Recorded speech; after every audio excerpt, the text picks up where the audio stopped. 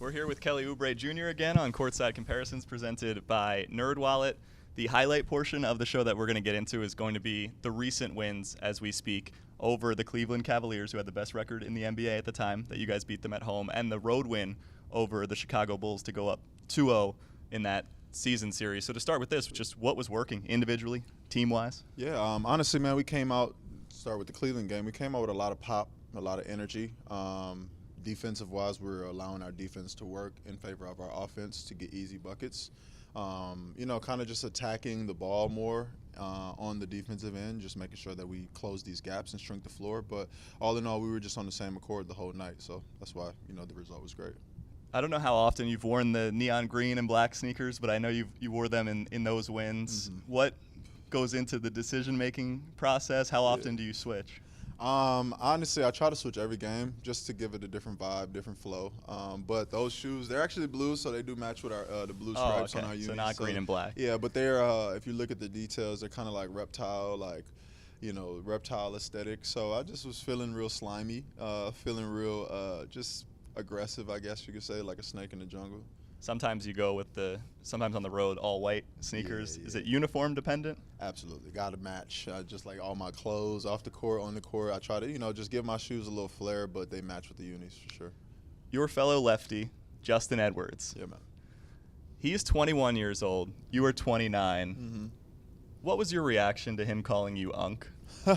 Oh, man, I just looked at him for like 5 seconds, had to analyze the situation. But that was the first time ever I've been called Unk, which – I didn't like it, obviously. It kind of puts the age on you. But at the end of the day, it was funny. But I'm still big bro. So I'm not really Unk status yet. I'm still in my 20s. But, yeah, man, it just goes to show the generations that are coming into the league, man. They just look at us as old, ancient dinosaurs. So he's a Philly guy. He's having a great stretch during his rookie season. I know you guys are shooting partners sometimes. Yeah. I don't know if that's just because you're lefties. He said he doesn't know why, but it happens a lot. Yeah. What have you seen from him? I've just seen a professionalism of him just growing. Every day is a new day. That's what I try to tell him.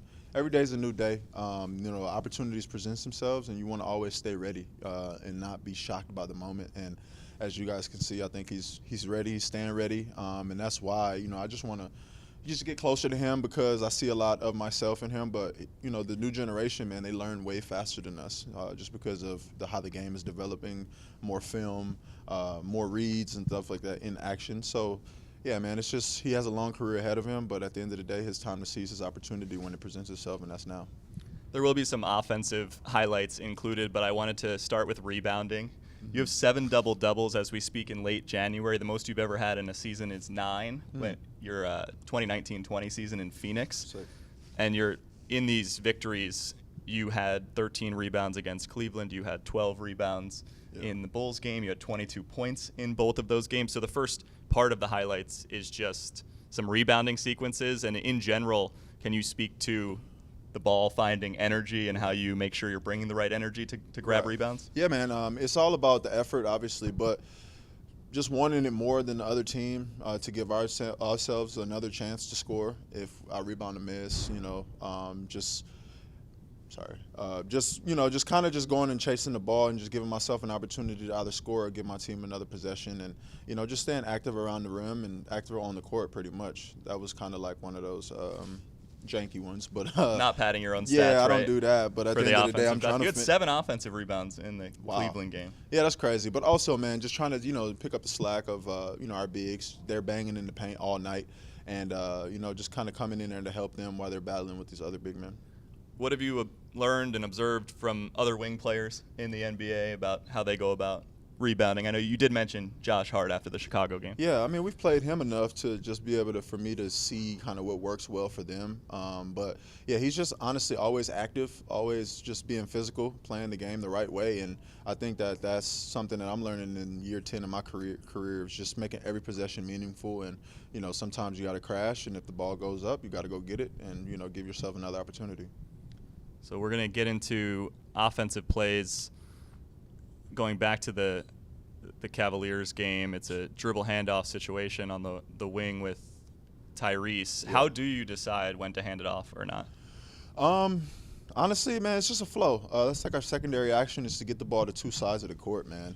Just to make sure everybody feels it, everybody touches it, and they're in a good groove. But a lot of times, well, most of the time, defenses are really keying in on chasing Tyrese and disrupting his flow in the game. So things like a dribble keep, they're effective. Just not only for me, but for him to get him off the ball a little bit. Allow him to not have to work so hard on the offensive end. And it's a good read to get myself incorporated as well. Guys like Yabu do it. Adem is starting to do it as well. So it's just a different read and different flow instead of doing the same DHO every time. There are a bunch of plays where it's a connection between you and Yabu coming up. This is a quick one. It's a defensive play. Yeah. You make the read against Tristan Thompson. Yeah. Did you know that you're second in the NBA in deflections this season?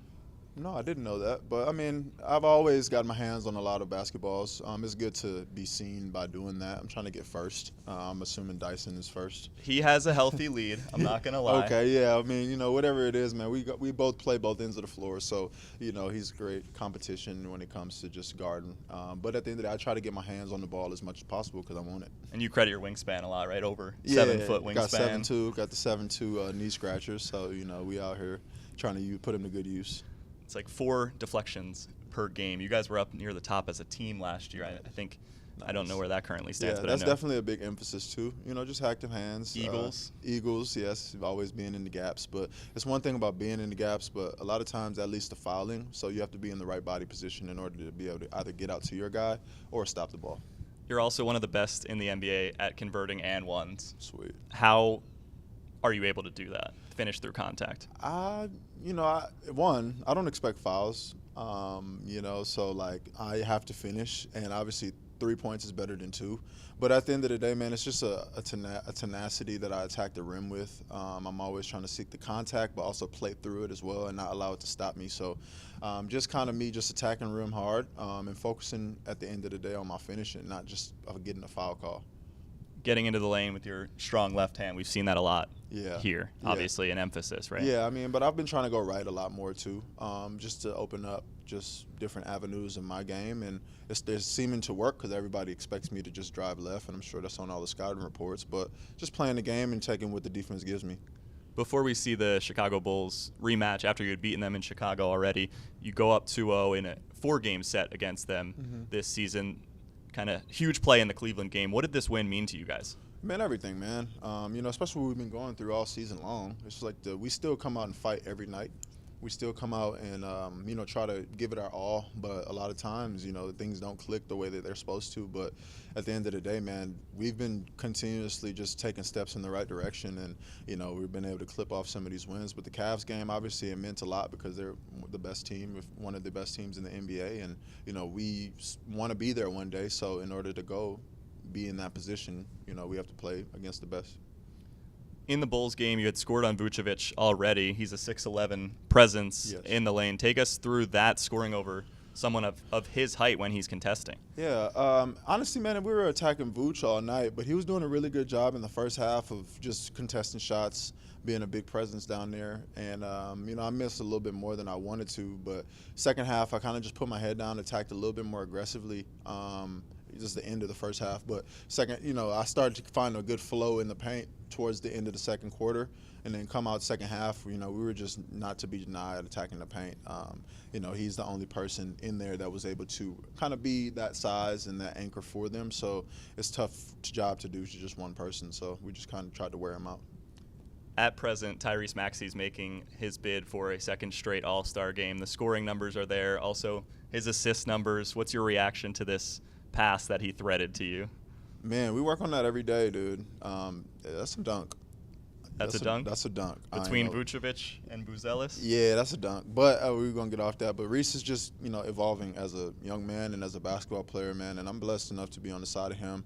He would probably attest that I'm the brother that, is kind of fiery. So, I'm not saying we're going to ever be perfect. But we get into a lot of back and forths, which are all positive, all within the game, of just kind of trying to make the right reads. If I don't make the right read, he'll say something to me, and vice versa. But I'm just trying to hold my brother accountable to be great, and he's turning into greatness right before our eyes, man. So, I just love suiting up with him. We actually did play on the same not the same, but same AAU organization. So just to be able to see his development from there, to hear is amazing, man. And around the holidays, when you were giving back to the Philadelphia community, Mm-hmm. you said something about it feeling like home. Mm-hmm. And Tyrese recently said that you have found a home Mm-hmm. here. Why do you feel that way?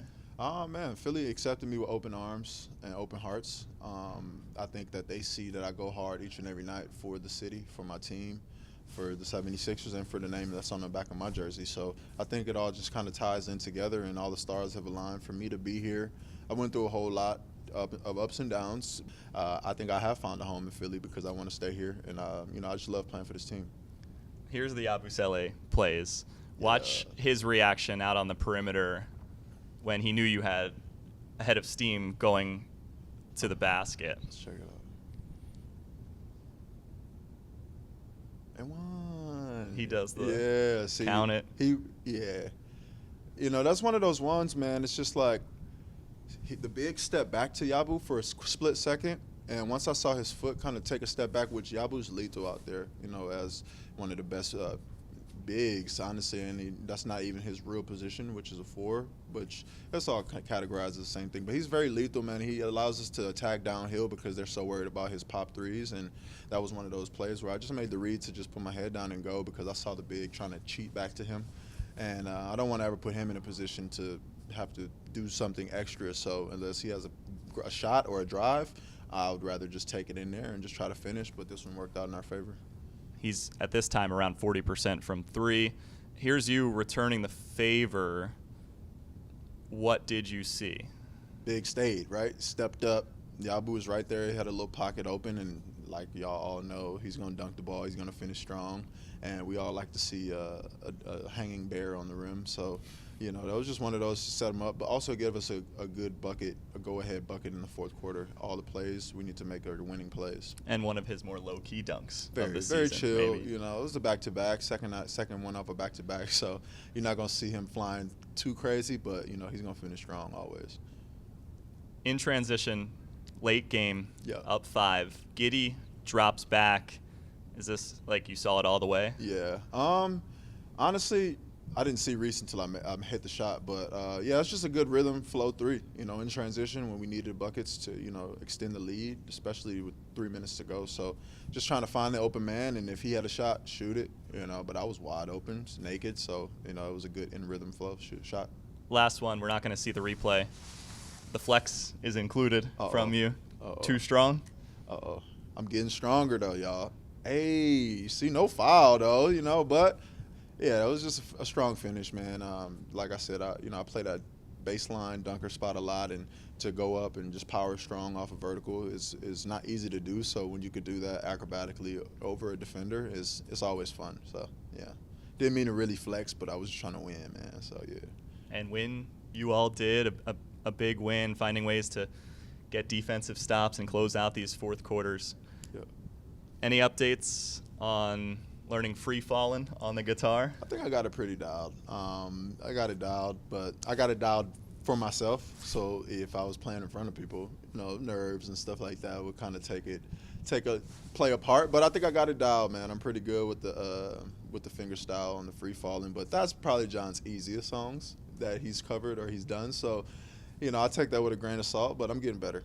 Has the Courtside Comparisons NerdWallet bump, has he reached out to you yet about teaching? Unfortunately, man, he's a mythical unicorn. So, when he does, I'll absolutely let you know, but he has not yet. So, but I've got a lot of other dope musicians who actually, reached out after we did that last one. Oh, wow. Yeah, they wanted to help and, help with my journey or even just jam. So, have you started doing that yet with them? I'm in season. So I'm just kind of locked in on just using that as meditation and practice, of course. But at the end of the day, in the summertime, I would love to get down.